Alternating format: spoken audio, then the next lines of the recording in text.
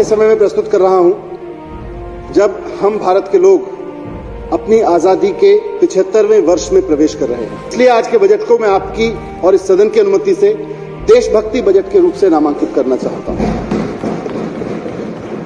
आजादी के 75वें वर्ष में दिल्ली में रहने वाला हर एक नागरिक अपने घर से थोड़ी दूर के लिए भी निकले तो उसको कहीं ना कहीं आसमान में तिरंगा, ऊंचा तिरंगा लहराता हुआ दिखाई देना चाहिए। और इसके लिए पूरी दिल्ली में 500 स्थानों पर शानदार तिरंगे लहराने का काम दिल्ली सरकार अपने स्कूलों में पढ़ रहे हर एक बच्चे को देशभक्ति के रंग में रंगने के लिए देशभक्ति पाठ्यक्रम की शुरुआत करने जा रही है। इसकी सब तैयारी हो गई है।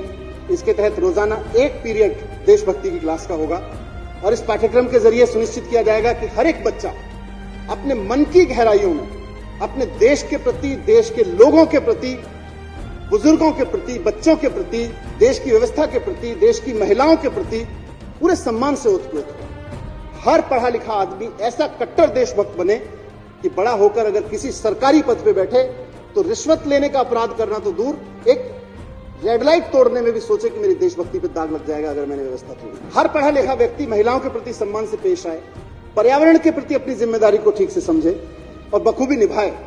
वो आपसी भाईचारे और सामाजिक समानता में भी देशभक्ति देखे। दिल्ली में हमारी सरकार ने निर्णय लिया है कि दिल्ली के लोगों को कोविड की वैक्सीन सरकारी अस्पतालों में लगातार निःशुल्क ही उपलब्ध कराई जाए। शिक्षा की गुणवत्ता को ऊपर ले जाने के लिए सरकार इस साल 3 और बड़े कदम उठा रही है। पहला है नर्सरी से 8वीं कक्षा के लिए नया सिलेबस तैयार किया जा रहा है।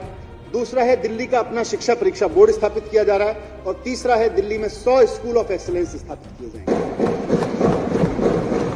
और जब आजादी की हम 100वीं सालगिरह मना रहे हों, 100वां वर्ष मना रहे हों, तो ओलंपिक की मिसाल दिल्ली में चल रही है। ये सपना हमारी सरकार ने लक्ष्य तय किया है कि 2024 तक दिल्ली में रजिस्टर होने वाले नए वाहनों में कम से कम 25% इलेक्ट्रिक व्हीकल होने चाहिए।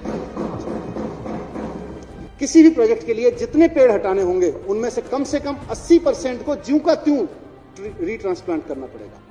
अंग्रेजी की एक फिल्म है dead poet society. Medicine, law, business, engineering, these are noble pursuits and necessary to sustain life. But art, poetry, beauty, love, these are what we stay for.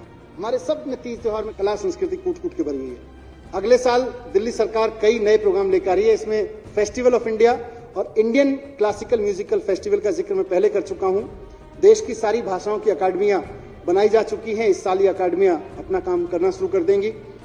राष्ट्रीय उत्सव के अवसर पर गुरुदेव रविंद्रनाथ टैगोर द्वारा 110 साल पहले कहे गए शब्द, उनको मैं यहां दोहरा के अपनी बात खत्म करना चाहूंगा। अध्यक्ष महोदय, जहां मन हो भय से मुक्त और सर हो फख्र से ऊंचा, जहां ज्ञान हो मूर्खताओं से आजाद, जहां ना हो दुनिया बिखरी हुई और बटी हुई, संकीर्ण और घटिया सोच की दीवारों के बीच, जहां सच की गहराई से निकलकर बाहर निकले शब्द, जहां कोशिशें बिना थके फैलाएं अपनी बाहें सबसे बेहतरीन को पाने की खातिर, जहां मुर्दा आदतों की सूखी रेत में उम्मीदों की निर्मल धाराएं ना भटकें अपनी राहें, जहां निरंतर खुले विचार और कर्मों की ओर मन बढ़ता रहे आगे।